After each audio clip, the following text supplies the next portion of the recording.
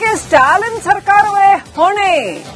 ವಿಜಯ್ ಕಾರ್ಯಕ್ರಮಕ್ಕೆ ಸೂಕ್ತ ಭದ್ರತೆ ನೀಡಿಲ್ಲ ಸರ್ಕಾರ.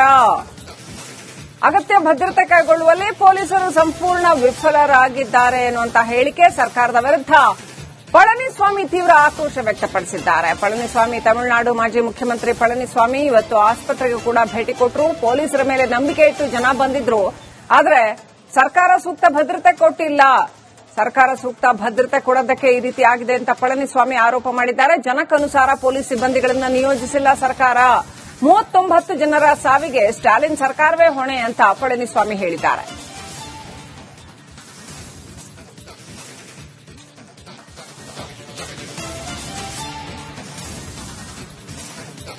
ಅದಕ್ಕೆ ತಯಾರಿ ನಡೆಸಿಕೊಳ್ಳಲಾಗಿದೆ. ಕೇಂದ್ರ ಗೃಹ ಸಚಿವಾಲಯಕ್ಕೆ ರಾಜ್ಯಪಾಲರು ಪ್ರಾಥಮಿಕ ವರದಿಯನ್ನು ಸಲ್ಲಿಸಬೇಕಾಗುತ್ತೆ. ಸ್ಥಳೀಯ ಅಧಿಕಾರಿಗಳು ಸರ್ಕಾರದ ನಿರ್ಲಕ್ಷ್ಯದ ಬಗ್ಗೆ ಮಾಹಿತಿ ಕೊಟ್ಟಿದ್ದಾರೆ. ತಮಿಳುನಾಡು ರಾಜ್ಯಪಾಲ ಆರ್.ಎನ್. ರವಿ ಅವರು ಕೇಂದ್ರ ಸರ್ಕಾರಕ್ಕೆ ಕೂಡ ಮಾಹಿತಿಯನ್ನು ಕೊಡಬೇಕಾಗತ್ತೆ. ಏನಾಗುತ್ತೆ ಹಾಗಾದ್ರೆ, ಒಂದ್ ಕಡೆ ರಾಜ್ಯಪಾಲರು ಕೇಂದ್ರಕ್ಕೆ ಏನೇನಾಯ್ತು ಅಂತ ತಮ್ಮ ವರದಿಯನ್ನ ಕೊಡ್ತಾರೆ. ಮತ್ತೊಂದು ಕಡೆ ಸರ್ಕಾರ ಕೂಡ ಕೇಂದ್ರ ಗೃಹ ಸಚಿವಾಲಯಕ್ಕೆ ಈ ಕುರಿತಾಗಿ ತನ್ನ ವರದಿಯನ್ನ ಕೊಡುತ್ತೆ ಏನೇನಾಯ್ತು ಅಂತ. ಮತ್ತೊಂದು ಕಡೆ ನಾವು ನೋಡ್ತಾ ಇದ್ದೀವಿ, ಜನಗಳು ಅಲ್ಲಿ ಕರೂರ್ನಲ್ಲಿ ಒಂದಷ್ಟು ಮಂದಿ ಜನಗಳು ಕರೆಂಟ್ ತೆಗೆದಿದ್ದಕ್ಕೆ ಈ ರೀತಿ ಕಾಲ್ತುಳಿತ ಆಯ್ತು ಅಂತ ಜನಗಳು ಆರೋಪ ಮಾಡ್ತಾ ಇದ್ದಾರೆ. ಪಳನಿಸ್ವಾಮಿ, ತಮಿಳುನಾಡು ಮಾಜಿ ಮುಖ್ಯಮಂತ್ರಿ ಪಳನಿಸ್ವಾಮಿ ಇದಕ್ಕೆಲ್ಲಕ್ಕೂ ಸ್ಟಾಲಿನ್ ಸರ್ಕಾರನೇ ಹೊಣೆ ಅಂತ ಕೂಡ ಆರೋಪ ಮಾಡಿದ್ದಾರೆ. ಸೊ ಇದು ಕೊನೆಗೂ ಯಾರ ಕಡೆಗೆ ತಿರುಗತ್ತೆ ಇದರ ದಿಕ್ಸೂಚಿ? ಈ ಘನಘೋರ ದುರಂತಕ್ಕೆ ಹೊಣೆ ಯಾರು? ತಮಿಳುನಾಡಿನ ಕರೂರಿನ ಕರಾಳ ಕಾಲ್ತುಳಿತ ಪ್ರಕರಣಕ್ಕೆ ಸಂಬಂಧಪಟ್ಟಂತೆ ಟಿವಿಕೆ ಸ್ಥಳೀಯ ಕಾರ್ಯದರ್ಶಿಯನ್ನ ಬಂಧಿಸಿದ್ದಾರೆ ಪೊಲೀಸರು. ಟಿವಿಕೆ ಸ್ಥಳೀಯ ಕಾರ್ಯದರ್ಶಿ ಮುದಿಯಾಳಗನ್ ಬಂಧನವಾಗಿದೆ. 39 ಮಂದಿ ಸಾವಿನ ಪ್ರಕರಣದಲ್ಲಿ ಮುದಿಯಾಳಗನ್ ಸ್ಥಳೀಯ ಕಾರ್ಯದರ್ಶಿ ಮುದಿಯಾಳಗನ್ ಆತನನ್ನ ಅರೆಸ್ಟ್ ಮಾಡಲಾಗಿದೆ. ಯಾರು ಕಾರ್ಯಕ್ರಮದ ಆರ್ಗನೈಸರ್ಸ್ ಯಾರು? ಮೇನ್ ಆರ್ಗನೈಸರ್ ಯಾರು? ಒಂದು ವೇಳೆ ಟಿವಿಕೆ ಪಕ್ಷವೇ ಅದನ್ನ ಆರ್ಗನೈಸ್ ಮಾಡಿದ್ದಲ್ಲಿ ಆ ಪಕ್ಷದ ಪ್ರಮುಖರು ಯಾರು? ವಿಜಯ್ ಅವರೇ ಅಂತಾದ್ರೆ ವಿಜಯ್ ಅವರನ್ನೇ ಬಂಧಿಸಬೇಕಾಗತ್ತೆ. ಮತ್ತೆ ಸರ್ಕಾರ ಇದಕ್ಕೆ ಸೂಕ್ತ ಭದ್ರತೆ ಯಾಕೆ ಕೊಟ್ಟಿಲ್ಲ? ಸರ್ಕಾರವೇ ಹೊಣೆಗಾರಿಕೆ ಆಗಲೇಬೇಕಾಗತ್ತೆ. ವಿಜಯ್ ಅವರು ತಮ್ಮ ಕಾರ್ಯಕ್ರಮಕ್ಕೆ ಈ ರೀತಿ 2 ಲಕ್ಷ ಜನ ಬರ್ತಾರೆ ಅಂತ ಸರ್ಕಾರಕ್ಕೆ ಪೊಲೀಸರಿಗೆ ಲೆಟರ್ ಕೊಟ್ಟು ಪರ್ಮಿಷನ್ ತಗೊಂಡು ದಯವಿಟ್ಟು ಇದಕ್ಕೆ ಭದ್ರತೆ ಒದಗಿಸಿ ಅಂತ ಈ ಹಿಂದೆನೇ ಏನಾದರೂ ಅವರು ಲೆಟರ್ ಕೊಟ್ಟಿರುವಂತಹ ದಾಖಲೆಗಳ ಅವರಲ್ಲಿ ಇದ್ರೆ ಖಂಡಿತವಾಗ್ಲೂ ಇದು ಸರ್ಕಾರದ ತಪ್ಪಾಗತ್ತೆ. ಒಂದು ವೇಳೆ ಯಾವುದೇ ನಿರೀಕ್ಷೆ ಇಲ್ಲದೆ ಯಾವುದೇ ಭದ್ರತೆಗಾಗಿ ಕೋರದೇ ಇದ್ರೆ ಅಲ್ಲಿ ಈ ಆರ್ಗನೈಸರ್ಸ್ ತಪ್ಪು ಕೂಡ ಆಗತ್ತೆ. ಏನಾಗತ್ತೆ ಅನ್ನೋದನ್ನ ಕಾದು ನೋಡಬೇಕಾಗಿದೆ.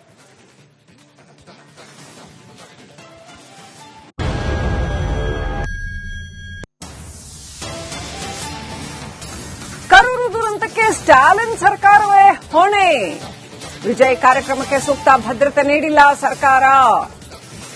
ಅಗತ್ಯ ಭದ್ರತೆ ಕೈಗೊಳ್ಳುವಲ್ಲಿ ಪೊಲೀಸರು ಸಂಪೂರ್ಣ ವಿಫಲರಾಗಿದ್ದಾರೆ ಎನ್ನುವಂತ ಹೇಳಿಕೆ ಸರ್ಕಾರದ ವಿರುದ್ಧ ಪಳನಿಸ್ವಾಮಿ ತೀವ್ರ ಆಕ್ರೋಶ ವ್ಯಕ್ತಪಡಿಸಿದ್ದಾರೆ. ಪಳನಿಸ್ವಾಮಿ ತಮಿಳುನಾಡು ಮಾಜಿ ಮುಖ್ಯಮಂತ್ರಿ ಪಳನಿಸ್ವಾಮಿ ಇವತ್ತು ಆಸ್ಪತ್ರೆಗೂ ಕೂಡ ಭೇಟಿ ಕೊಟ್ಟರು. ಪೊಲೀಸರ ಮೇಲೆ ನಂಬಿಕೆ ಇಟ್ಟು ಜನ ಬಂದಿದ್ರು. ಆದರೆ ಸರ್ಕಾರ ಸೂಕ್ತ ಭದ್ರತೆ ಕೊಟ್ಟಿಲ್ಲ. ಸರ್ಕಾರ ಸೂಕ್ತ ಭದ್ರತೆ ಕೊಡೋದಕ್ಕೆ ಈ ರೀತಿ ಆಗಿದೆ ಅಂತ ಪಳನಿಸ್ವಾಮಿ ಆರೋಪ ಮಾಡಿದ್ದಾರೆ. ಜನಕ್ಕನುಸಾರ ಪೊಲೀಸ್ ಸಿಬ್ಬಂದಿಗಳನ್ನು ನಿಯೋಜಿಸಿಲ್ಲ ಸರ್ಕಾರ. 39 ಜನರ ಸಾವಿಗೆ ಸ್ಟಾಲಿನ್ ಸರ್ಕಾರವೇ ಹೊಣೆ ಅಂತ ಪಳನಿಸ್ವಾಮಿ ಹೇಳಿದ್ದಾರೆ.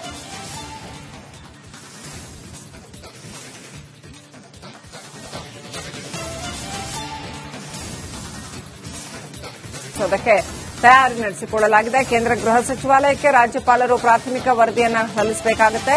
ಸ್ಥಳೀಯ ಅಧಿಕಾರಿಗಳು ಸರ್ಕಾರದ ನಿರ್ಲಕ್ಷ್ಯದ ಬಗ್ಗೆ ಮಾಹಿತಿ ಕೊಟ್ಟಿದ್ದಾರೆ. ತಮಿಳುನಾಡು ರಾಜ್ಯಪಾಲ ಆರ್.ಎನ್. ರವಿ ಅವರು ಕೇಂದ್ರ ಸರ್ಕಾರಕ್ಕೆ ಕೂಡ ಮಾಹಿತಿಯನ್ನು ಕೊಡಬೇಕಾಗತ್ತೆ.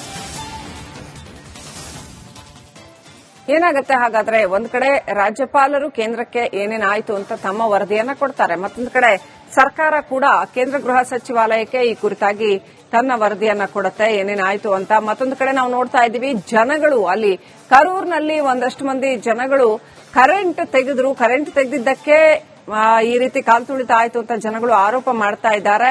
ಪಳನಿಸ್ವಾಮಿ, ತಮಿಳುನಾಡು ಮಾಜಿ ಮುಖ್ಯಮಂತ್ರಿ ಪಳನಿಸ್ವಾಮಿ ಇದಕ್ಕೆಲ್ಲಕ್ಕೂ ಸ್ಟಾಲಿನ್ ಸರ್ಕಾರನೇ ಹೊಣೆ ಅಂತ ಕೂಡ ಆರೋಪ ಮಾಡಿದ್ದಾರೆ. ಸೊ ಇದು ಕೊನೆಗೂ ಯಾರ ಕಡೆಗೆ ತಿರುಗತ್ತೆ ಇದರ ದಿಕ್ಸೂಚಿ? ಈ ಘನಘೋರ ದುರಂತಕ್ಕೆ ಹೊಣೆ ಯಾರು?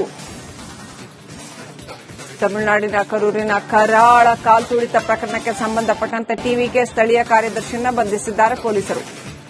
ಟಿವಿಕೆ ಸ್ಥಳೀಯ ಕಾರ್ಯದರ್ಶಿ ಮುದಿಯಾಳಗನ್ ಬಂಧನವಾಗಿದೆ. 39 ಮಂದಿ ಸಾವಿನ ಪ್ರಕರಣದಲ್ಲಿ ಮುದಿಯಾಳಗನ್ ಸ್ಥಳೀಯ ಕಾರ್ಯದರ್ಶಿ ಮುದಿಯಾಳಗನ್ ಆತನನ್ನ ಅರೆಸ್ಟ್ ಮಾಡಲಾಗಿದೆ. ಯಾರು ಕಾರ್ಯಕ್ರಮದ ಆರ್ಗನೈಸರ್ಸ್ ಯಾರು, ಮೇನ್ ಆರ್ಗನೈಸರ್ ಯಾರು? ಒಂದು ವೇಳೆ ಟಿವಿಕೆ ಪಕ್ಷವೇ ಅದನ್ನ ಆರ್ಗನೈಸ್ ಮಾಡಿದ್ದಲ್ಲಿ ಆ ಪಕ್ಷದ ಪ್ರಮುಖರು ಯಾರು? ವಿಜಯ್ ಅವರೇ ಅಂತಾದ್ರೆ ವಿಜಯ್ ಅವರನ್ನೇ ಬಂಧಿಸಬೇಕಾಗತ್ತೆ. ಮತ್ತೆ ಸರ್ಕಾರ ಇದಕ್ಕೆ ಸೂಕ್ತ ಭದ್ರತೆ ಯಾಕೆ ಕೊಟ್ಟಿಲ್ಲ? ಸರ್ಕಾರವೇ ಹೊಣೆಗಾರಿಕೆ ಆಗಲೇಬೇಕಾಗತ್ತೆ. ವಿಜಯ್ ಅವರು ತಮ್ಮ ಕಾರ್ಯಕ್ರಮಕ್ಕೆ ಈ ರೀತಿ 2 ಲಕ್ಷ ಜನ ಬರ್ತಾರೆ ಅಂತ ಸರ್ಕಾರಕ್ಕೆ ಪೊಲೀಸರಿಗೆ ಲೆಟರ್ ಕೊಟ್ಟು ಪರ್ಮಿಷನ್ ತಗೊಂಡು ದಯವಿಟ್ಟು ಇದಕ್ಕೆ ಭದ್ರತೆ ಒದಗಿಸಿ ಅಂತ ಈ ಹಿಂದೆನೇ ಏನಾದ್ರೂ ಅವ್ರು ಲೆಟರ್ ಕೊಟ್ಟಿರುವಂತ ದಾಖಲೆಗಳ ಅವರಲ್ಲಿ ಇದ್ರೆ ಖಂಡಿತವಾಗ್ಲೂ ಇದು ಸರ್ಕಾರದ ತಪ್ಪಾಗತ್ತೆ. ಒಂದು ವೇಳೆ ಯಾವುದೇ ನಿರೀಕ್ಷೆ ಇಲ್ಲದೆ ಯಾವುದೇ ಭದ್ರತೆಗಾಗಿ ಕೋರದೇ ಇದ್ರೆ ಅಲ್ಲಿ ಈ ಆರ್ಗನೈಸರ್ಸ್ ತಪ್ಪು ಕೂಡ ಆಗತ್ತೆ. ಏನಾಗತ್ತೆ ಅನ್ನೋದನ್ನ ಕಾದು ನೋಡಬೇಕಾಗಿದೆ.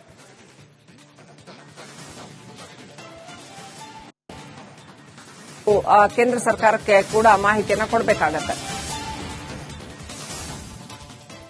ಏನಾಗುತ್ತೆ ಹಾಗಾದ್ರೆ? ಒಂದ್ ಕಡೆ ರಾಜ್ಯಪಾಲರು ಕೇಂದ್ರಕ್ಕೆ ಏನೇನಾಯ್ತು ಅಂತ ತಮ್ಮ ವರದಿಯನ್ನ ಕೊಡ್ತಾರೆ, ಮತ್ತೊಂದು ಕಡೆ ಸರ್ಕಾರ ಕೂಡ ಕೇಂದ್ರ ಗೃಹ ಸಚಿವಾಲಯಕ್ಕೆ ಈ ಕುರಿತಾಗಿ ತನ್ನ ವರದಿಯನ್ನ ಕೊಡುತ್ತೆ ಏನೇನಾಯ್ತು ಅಂತ. ಮತ್ತೊಂದು ಕಡೆ ನಾವು ನೋಡ್ತಾ ಇದ್ದೀವಿ, ಜನಗಳು ಅಲ್ಲಿ ಕರೂರ್ನಲ್ಲಿ ಒಂದಷ್ಟು ಮಂದಿ ಜನಗಳು ಕರೆಂಟ್ ತೆಗೆದ್ರು. ಕರೆಂಟ್ ತೆಗೆದಿದ್ದಕ್ಕೆ ಈ ರೀತಿ ಕಾಲ್ತುಳಿತ ಆಯ್ತು ಅಂತ ಜನಗಳು ಆರೋಪ ಮಾಡ್ತಾ ಇದ್ದಾರೆ.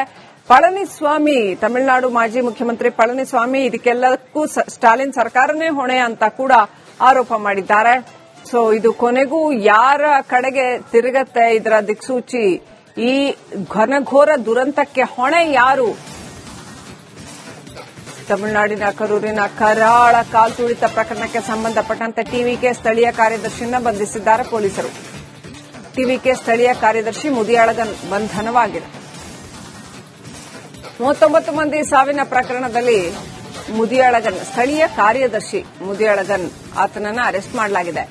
ಯಾರು ಕಾರ್ಯಕ್ರಮದ ಆರ್ಗನೈಸರ್ಸ್ ಯಾರು, ಮೇನ್ ಆರ್ಗನೈಸರ್ ಯಾರು? ಒಂದು ವೇಳೆ ಟಿವಿಕೆ ಪಕ್ಷವೇ ಅದನ್ನ ಆರ್ಗನೈಸ್ ಮಾಡಿದ್ದಲ್ಲಿ ಆ ಪಕ್ಷದ ಪ್ರಮುಖರು ಯಾರು? ವಿಜಯ್ ಅವರೇ ಅಂತಾದ್ರೆ ವಿಜಯ್ ಅವರನ್ನೇ ಬಂಧಿಸಬೇಕಾಗತ್ತೆ. ಮತ್ತೆ ಸರ್ಕಾರ ಇದಕ್ಕೆ ಸೂಕ್ತ ಭದ್ರತೆ ಯಾಕೆ ಕೊಟ್ಟಿಲ್ಲ? ಸರ್ಕಾರವೇ ಹೊಣೆಗಾರಿಕೆ ಆಗಲೇಬೇಕಾಗತ್ತೆ. ವಿಜಯ್ ಅವರು ತಮ್ಮ ಕಾರ್ಯಕ್ರಮಕ್ಕೆ ಈ ರೀತಿ 2 ಲಕ್ಷ ಜನ ಬರ್ತಾರೆ ಅಂತ ಸರ್ಕಾರಕ್ಕೆ ಪೊಲೀಸರಿಗೆ ಲೆಟರ್ ಕೊಟ್ಟು ಪರ್ಮಿಷನ್ ತಗೊಂಡು ದಯವಿಟ್ಟು ಇದಕ್ಕೆ ಭದ್ರತೆ ಒದಗಿಸಿ ಅಂತ ಈ ಹಿಂದೆನೇ ಏನಾದ್ರೂ ಅವ್ರು ಲೆಟರ್ ಕೊಟ್ಟಿರುವಂತ ದಾಖಲೆಗಳ ಅವರಲ್ಲಿ ಇದ್ರೆ ಖಂಡಿತವಾಗ್ಲೂ ಇದು ಸರ್ಕಾರದ ತಪ್ಪಾಗತ್ತೆ. ಒಂದು ವೇಳೆ ಯಾವುದೇ ನಿರೀಕ್ಷೆ ಇಲ್ಲದೆ ಯಾವುದೇ ಭದ್ರತೆಗಾಗಿ ಕೋರದೇ ಇದ್ರೆ ಅಲ್ಲಿ ಈ ಆರ್ಗನೈಸರ್ಸ್ ತಪ್ಪು ಕೂಡ ಆಗತ್ತೆ. ಏನಾಗತ್ತೆ ಅನ್ನೋದನ್ನ ಕಾದು ನೋಡಬೇಕಾಗಿದೆ.